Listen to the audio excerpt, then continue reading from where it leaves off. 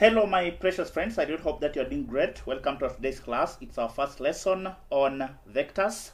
Remember, we'll be combining both vectors 1, which is taught at Form 2 level, and also vectors 2, which is taught at Form 3 level. So our first question is a past KCSE question which was done in 2023, paper 2, question number 24. So it reads that in the following figure, OABC is a trapezium. OA is parallel to CB and OA is equals to 3CB. Then we are told that M is the midpoint of AB. Then part A of the question, given that vector OA is equals to 3A, so it's already indicated on the question here. Then we are also given that vector OC is equals to C. Again, it's already indicated here. Expressed in terms of vector A and C, Roman 1, the vector AC. Therefore, this is part A, Roman 1. They want us to find the vector AC in terms of small vector A and C. So in vectors, we usually look for the roots that give us a complete triangle. Therefore, the starting point will be point A, then the ending point will be point C. So the starting point is point A, then our ending point is point C. So the two possible roots that gives us a complete triangle, one, we have the root of A to B, then B to C. But this root, we realize that we are not given vector AB. Similarly, we don't have the vector BC. Therefore, this root has so many unknown values. Therefore, we look for the other possible root that gives us a complete triangle. So the other root is AO, then OC. So this root, you are already given vector OA, then you also have vector OC. Therefore, this root has many known values. That's why I'm going to choose it over the root of ABC. Therefore, vector AC will be the vector AO. So this will be AO, the vector AO. Then we are going to add the vector OC. So plus vector OC. So just a point to note, the root must give you a complete triangle. Therefore, this will be equal to the vector AO. Of course, AO will be moving in this direction, that is from A to O. Then clearly you can see that this direction is reversing the initial direction which was for OA. Therefore, whenever there is a reverse of direction, it means you need to introduce a negative. Therefore, our vector AO will be the negative of the vector OA, which was actually 3A. So because of the collision in the directions, that is why I'm introducing a negative. So this will be negative 3 vector A. Then we are going to add vector OC. So the direction is from O to C, which is in the same direction as the one indicated on the diagram. Therefore, this will be a positive vector C. So this vector C. Therefore, I'm going to rewrite it as vector C, then minus vector 3A. Remember, it is always good to start with the positive value, then you end with the negative value. Then part A, Roman 2, they want me to find the value of vector AB. So vector AB, again, you are going to look at the root that gives us a complete triangle that starts from point A to point B that has known values. So if I look at the points A and B, it means the possible roots will be, I can have the root of, that is AO, then OB. Actually, that is the only root that gives me a complete triangle. Therefore, I'm going to connect this particular point, the point O and B. So let me connect these particular points here. So that my vector AB will be AO plus OB. So this is the root that gives me a complete triangle. So this will be vector AO. So this is vector AO, then plus, then I'm going to add vector OB. So plus vector OB. So vector AO, I already have it. The vector AO, of course, is the negative of OA, which is negative 3A. So this will be negative 3A, negative 3A. Then vector OB, I'm not given vector OB, but I can find it using the root of OC plus CB. So OB will be OC, the vector OC. Then we are going to add that is OB is OC plus CB. So plus the vector CB, which will be equal to negative vector 3A. Then we are going to add vector OC. We already have it. OC is actually vector C. So this is our vector C. Then CB. CB, we can actually find it because you are given on the question that, remember on the question we are given that at this particular point, we are given that OA is equals to 3CB. Therefore, if I make CB subject of the formula, I'll divide through by 3. I also divide through this one by 3. Therefore, it simply means that vector CB will be equal to a third of vector OA. But we already have vector OA. We are told that vector OA is 3A. Therefore, this will be a third into vector OA. Vector OA is actually vector 3A. OA is 3A. So if I simplify, the 3 and 3 will cancel out. Therefore, CB will simply be equal to vector A. Therefore, our vector CB is actually vector A. So this is our vector A.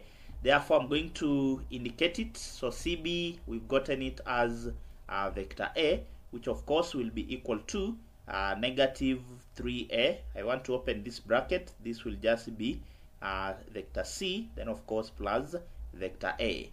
So if I take negative 3, I want to add this vector here and this one here, or I can start by collecting the like terms. So this will be negative 3A, then of course plus A, then plus vector C. So this will be equal to, if you take negative 3 plus 1, you're going to get negative 2, which will give us negative 2 vector A, that is negative 2A. Then of course you are going to add vector C. Then we said it's good to start with the positive value. Therefore this will give us vector C, then minus 2A. Vector C minus 2A, that will be our value of the vector AB. Then let me create some working space here. Let me separate it using a straight line this way. Then I want to erase this one here so that I can proceed to the next part of the question. So we move to Roman 3. So Roman 3 of the question, they want us to find the value of vector OM. So OM, we need the vector OM. So we check on the diagram the root that will give us a complete triangle that has known values. So OM can be found in two ways. We can, from OM, we can move from OA, then AM. Similarly, to find OM, we can also use OB, then plus BM. But actually, we have already found vector OB, then of course we can also find BM. Then because we already have vector AB, so I'm going to settle with the root of OA plus AM. Because I already have vector OA, then of course AM, I can also find it.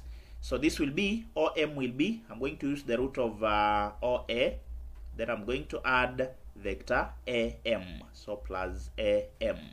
But remember, we were told that M is the midpoint. So we are told that M is the midpoint of AB. So midpoint simply means that this distance is actually equal. So these distances are equal, such that this is a half of vector AB. This one is also a half of the same vector AB. So that is what we mean by a midpoint. Therefore, this will be equal to, I'm already given vector OA. Vector OA was 3 vector A. So this is 3 vector A, then plus AM will simply be the midpoint, which is a half of vector AB, a half of the line AB. So it is a half of that. Remember, you also need to consider the directions. Direction is from A to B. Therefore, a half of AB should give us the vector AM. So this will be equal to 3 vector A. Then we are going to add a half of vector AB. I think we already have vector AB. Vector AB, we got it as vector c minus 2a. So this will be into vector c, that is our AB. Our AB is vector c, then minus 2 vector a. So if I open that bracket, I'm going to have the following. So this will be 3 vector a, then plus a half vector c. Then of course this one will give me a half, then of course multiplied by vector negative 2a. So this will simply be equal to 3 vector a, then of course plus a half vector c. Of course 2 and 2 will cancel, so I'm going to remain with negative vector a, because these two are going to cancel out. So 2 here 1, 2 here negative 1. So negative 1 multiplied by a, you'll get negative vector a.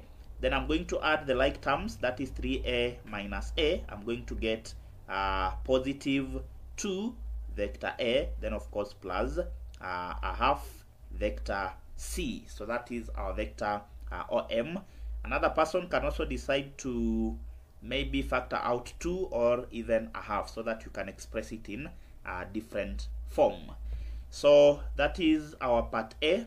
Then part B of the question, part B, they want us to, we are told that the lines AC and OM intersect at X. So you can see our line A to C, then O to M are intersecting at this particular point, which is our point X. Then such that OX is equals to HOM and AX is equals to KAC, where H and K are scalars or simply constants. Determine the values of H and K. So to determine this, we are going to express OX in two different ways. So the first way will be OX, vector OX1 will be given by, you just use the given value, which is H vector OM. So this will be H into vector OM. So you simply substitute the value of vector OM, of course that you had already calculated from part A of the question. So our OX1 will be equal to, so OX1 will be, so my OX1 will be equal to H into vector OM, but I had already computed my vector OM in Roman 2, that is Roman 3 of this question. So this will be H into OM is 2 vector A, that is 2A, then of course plus a half of vector C. So if I open this bracket, I'm going to have 2H vector A, then of course plus a half H, a half of H, then vector C. So that is my OX1. Then I'm also going to find another equation for OX. So I'm going to call it OX2. But you need to ensure that this OX2 must have the other scalar, which is K. Therefore, to find that, we are going to find a root that is utilizing the second value that we are given, that is the AX. So you find a root on the diagram of OX that utilizes AX. So on the diagram, this is my OX. So the root that uses AX will be, so we have OX can be found through either OA, then plus AX, or you can also use OC, then CX. So the root that is using AX is actually this root here. Let me indicate it using a red pen. So OX can be, the root that is using AX is this root, from O to A, then of course A to X. So that is the root that is using the second value, which is AX. So that is the root that I'm going to use. Therefore, my OX will be vector OA, then of course I'm going to add the AX, which I already I'm already given its value. So this will be equal to vector OA, of course, was vector 3A. Then of course we are going to add AX. AX I'm told to use KAC. So this is K vector AC, which will be equal to 3 vector A, then of course plus K, then into bracket AC. I believe I had already computed AC. AC is here, which was C. So this was C minus the vector of 3A. So if I open this bracket, I'm going to have 3 vector A, then of course plus k vector c, then minus 3k vector a, 3k vector a. Let me create some working space here.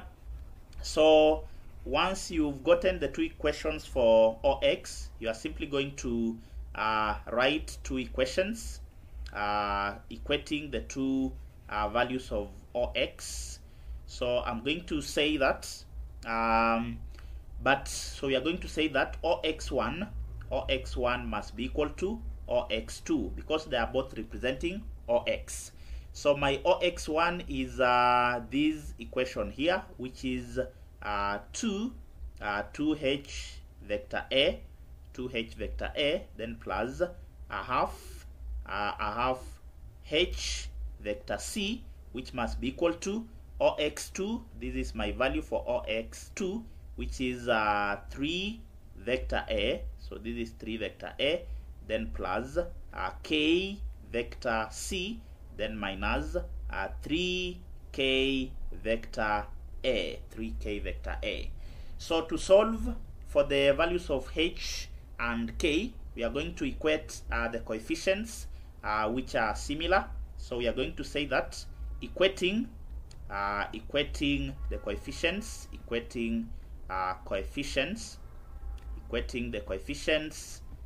of, we can start with those of a on both sides of the equation. So here the coefficient is 2h, so I'm going to have 2h then should be equal to, so this is our 2h which should be equal to the other coefficient of a on this other side. The coefficient of a is actually 3, then the other coefficient of a is negative 3k, so minus 3k. So this will be our first equation. So of course I can make h to be subjects, so I'm going to divide through by 2. So divided by 2, I also divide through by 2, I also divide through by 2, so that my h will actually be equal to 3 over 2, then minus 3 over 2k, minus 3 over 2k. So this will be my first equation. Then of course I'm also going to equate the other coefficients. Let me create some working space here. I'll also equate the other coefficients of b now. I need to equate the coefficients of b. Let me create some working space here. So we are going to say that equating the coefficients of b, equating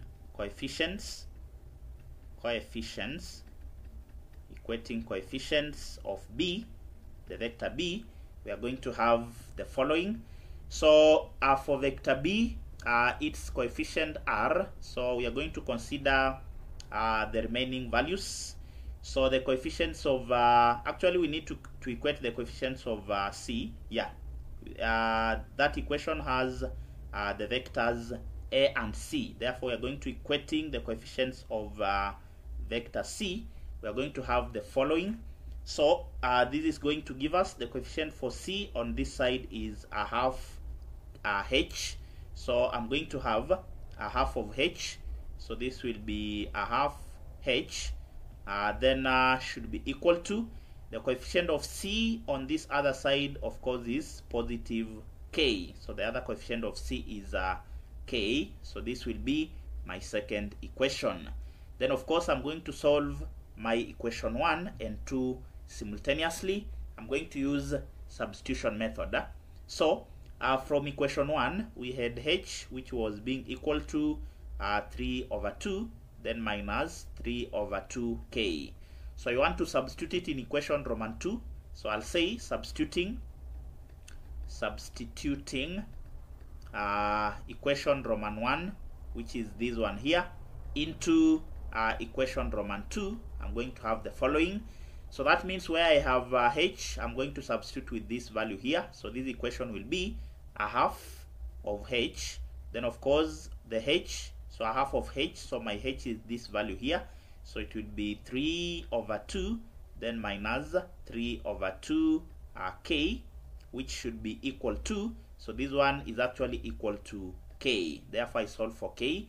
So if I open this bracket, I'm going to have a half multiplied by 3 over 2, then minus a half multiplied by 3 over 2k, which should be equal to k. So on simplifying this, I'm going to have 3 over 4. So this will be 3 over 4, then minus 3k, then over 4, which should be equal to k. So to solve this, I'm going to simply multiply through with the LCM. So of course the LCM in this case will just be 4. So on multiplying through by 4, I'm going to have the following. So I'll multiply both sides of this equation by 4. I also multiply this by 4. I also multiply by 4, so that I do away with the fractions. So of course the 4 and 4 will cancel out. So I remain with 3. Then of course minus the 4 and 4 will cancel out. So it will be minus 3k, which should be equal to, this will give me positive 4k. Then if I collect the like terms, I'll have 3 being equal to 4k. Of course, if this one moves to the other side, it will be a positive 3k. Therefore 3 will be equal to 4 plus 3, I'll get 7k. Then dividing through by 7, I also divide through by 7. So it means my value of k will be equal to 3 over 7. So this is the value of k.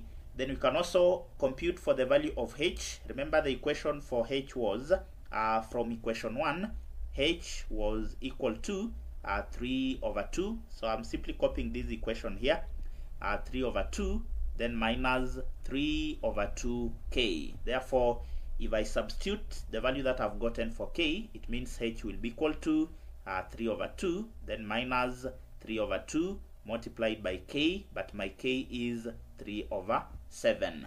Therefore, I'm going to get, so this one is going to give me the following.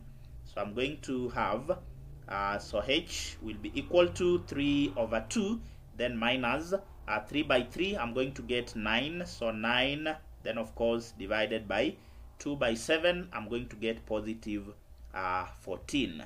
So if I compute this, I'm going to have the following. So if I take so 3 over 2, then of course minus 3 over 2, then minus 9 over 14, I'm going to get my answer as 6 over 7. 6 over 7. So they wanted me to find the value of h and k. So therefore it means our k will be equal to 3 over 7, and our h will be equal to 6 over 7. So those are the values of the constants h and k. So in our next lesson, we'll be looking at further examples on this topic. Thank you very much for accompanying me until the end of this particular lesson. I do not take it for granted.